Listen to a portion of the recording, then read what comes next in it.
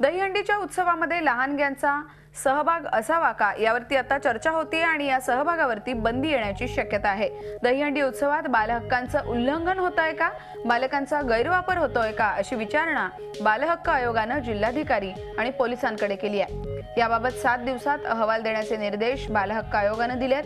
तसंच बालकांच्या सुरक्षेसाठी कोणत्या उपाययोजना केल्या आहेत आणि पोलीस काय कारवाई करू शकतात असा सवालही बालहक्क आयोगाने विचारलाय। 18 वर्षाखालील मुलांना दहीहंडीमध्ये सहभागी करून घेण्यास बंदी घालण्यात यावी अशा स्वरूपाची मागणी आणि लहान मुलांना घेऊ नये अशी तक्रार बालहक्क आयोगाने केली होती आणि यावरील सुनावणी दरम्यान बालहक्क आयोगाने हे निर्देश पोलिसांना दिलेत। बालकांना दहीहंडीमध्ये सहभागी घेण्यास मनाई करण्यात यावी का याबाबत नागरिकांकडून सुद्धा हरकती आणि सूचना मागवल्या जात आहेत। त्यासाठी www.mscpcr.egov.co.in आपण पुन्हा एकदा पहा www.mscpcr.egov.co.in यावर आपल्या प्रतिक्रिया मागवू शकतात। बालहक्क आयोगाने आपलं जे मत आहे ते पोलिसांकडे नोंदवलेलं आहे, त्याचबरोबर जिल्हाधिकाऱ्यांकडेही नोंदवलेलं आहे। जनतेचा सहभाग त्यामध्ये करून घेण्यात यावा यासाठी त्यांनी आपला ॲड्रेस सुद्धा दिलेला आहे। यावरती आपण आपलं मत मांडू शकता, हरकती आणि सूचना नोंदवू शकता।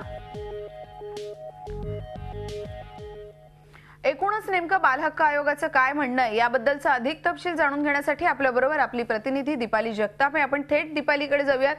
दीपाली, बालहक्क आयोगाने या ज्या सूचना दिलेल्या आहेत या कधी दिलेल्या आहेत आणि या राज्य बाल हक्क आयोगाने फक्त दिलेल्या आहेत की केंद्राकडूनही तशा स्वरूपाची काही शिफारस आहे?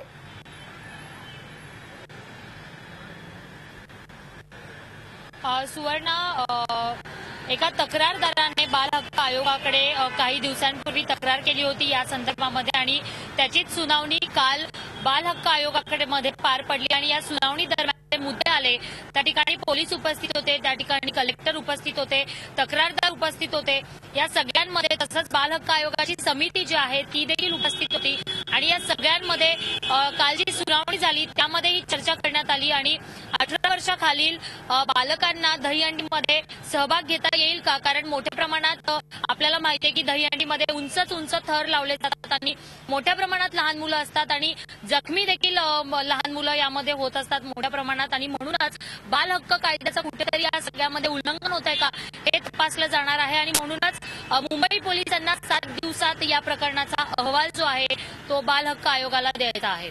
सुवर्णा, बरोबर आहे। आपल्या बरोबर याच विषयावर बोलण्यासाठी संतोष शिंदे सुद्धा आहेत, आपण त्यांच्याशी बोलूयात। माजी अध्यक्ष आहेत ते बालकल्याण समितीचे।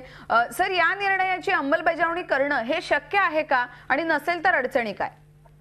नाही, आम्हाला असं वाटतं की अशा पद्धतीचा निर्णय व्हायला हवा, कारण 18 वर्षाच्या आतील कोणत्याही मुलाकडनं अशा प्रकारच्या पद्धतीने मुलांना धोका पोहोचेल अशी कामं करून घेतली जाऊ नये आणि बालन्याय, मुलांची काळजी आणि संरक्षण या कायद्यातलं कलम 23 जे आहे हे प्रतिरोध करतं की मुलांकडनं अशा प्रकारची धोक्याच्या गोष्टी केल्या जाऊ नये म्हणून। तर त्यामुळे आमच्यासारख्यांचं गेल्या काही वर्षांपासूनचं म्हणणं आहे की दहीहंडी हा जरी एक वेगळ्या प्रकारचा खेळ असला तरी सुद्धा त्याच्यामध्ये मुलांना इजा पोहोचेल, मुलांना धोका पोहोचेल अशा पद्धतीचं त्यांच्याकडनं काम करून घेतलं जाऊ नये आणि त्यासाठी मला असं वाटतं की जे काही पाऊल आता आयोगाने उचललेलं आहे ते स्वागतार्ह आहे आणि आता सगळ्या आपल्या लोकांची एक पोलीस आणि बाकी सगळ्या लोकांची, मोठ्या माणसांची कसोटी असेल की याच्यामध्ये आपल्याला कसं कायद्याला अनुसरून सहकार्य करता येईल आणि जेणेकरून मुलांचं संरक्षण आणि मुलांना धोक्यापासून आपण कसं बाजूला ठेवू शकू हे पाहता येईल।